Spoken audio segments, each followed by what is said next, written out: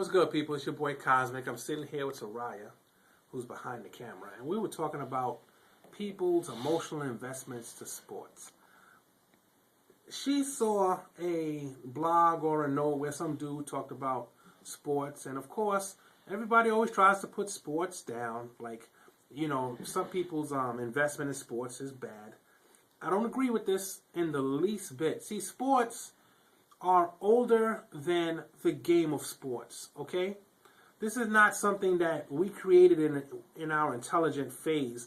This is something that's been with us, and any animal that is a predator or not, any animal that has legs or feet plays some sort of sport as it grows up, because those sports prepare it for the rest of its life. Live or die. How fast can you run? How far can you jump? How strong are you? All of these things date back to ancient man, to man in his primordial stage. We're talking about hundreds of thousands of years ago. The same way we root for the dude with the ball who scores a touchdown is the same way you'd root for that dude in your tribe that threw that spear 100 yards and hit that mammoth. And now everybody's eating because we got a superstar on our team. We all eat because of this superstar. So, okay, we're removed from that physical investment in someone else's physical attributes to a more emotional investment to someone else's physical attributes. There's nothing wrong with being a fan of a fantastic celebrity player. There is something wrong, of course, with being insane and beating somebody half to death in the stands, like happened to that man. I think it was at the baseball game. He's a vegetable now. This is wrong. But those are the kind of people that beat people half to death under normal circumstances. They don't need a football game to get crazy like that, or a baseball game. That's just how they are.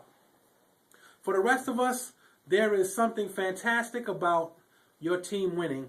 And even the people who say things like, oh, I don't understand what people are getting so hyped up about. They're happy, Soraya. They were happy when the Giants won.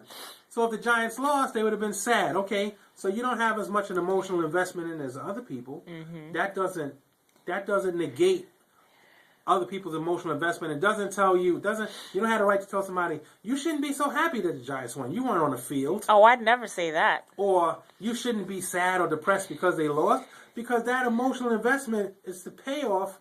If they win, there's a huge payoff. If they lose, you suffer with them. Same as if that dude, let's take it all the way back to ancient times. Same as that dude who threw that spear. He missed that mammoth. Nobody eats. Now we don't eat because we didn't catch dinner. All of these different skills that these people portray in sports and the fighting, that's how we had to live. It's like, how do you get rid of that? This is long before Roman gladiator bullshit. See, all the Romans did, just like the owners of these big teams now, or in fact, this is how they all do. They just provide the outlet for this human need for competition. Competition is not something that was created by the owners of the Yankees. All they did was they got the best players to compete with. And because of that, we love the Yankees. No matter what, they always seem to try to get the best players. Now, I'm the kind of fan you could consider a bandwagon fan. I'm a fan of the Yankees for life, because no matter what happens, no matter how many games they lose, from now until eternity, I know I rooted for an organization that always provided the best players. They went into the gene pool, they got the best genetics, and because of that, they won quite a few of the times. A majority of the times, they've won. That's a beautiful thing. That's what I root for. I'm not a die-hard fan of any team, especially when the organization, what I consider to be the brain, is retarded. See, now, some people root for a team because they live there, and that's all they're going to do is root for that team forever, whereas I root for the team with the best organizational skills, because the body parts will fall into place. But if you got a weak-ass upper management, VP, the owner, everybody makes moves that hurts the team, hurts my feelings, because my feelings are invested. When I watch a sports game and I'm rooting for a team, my feelings are invested. I stop rooting for that team. You're not making moves in my best interest. So I'm not rooting for you. It has nothing against the players per se. I root higher up. A lot of us sometimes should need to do that. Root higher up instead of just saying, I love this dude because he's on my team. Root higher up. Take a better look at the managers and the owners and tell yourself, wait a second, this motherfucker don't care about me. He's just filling the seats.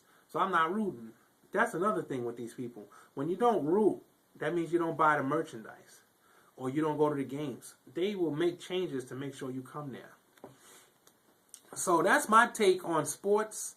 Go Giants. Thank you very much. It was a wonderful Super Bowl. Of course, I was extremely happy. Got up, yelled, all that good stuff because I had an emotional investment in the Giants.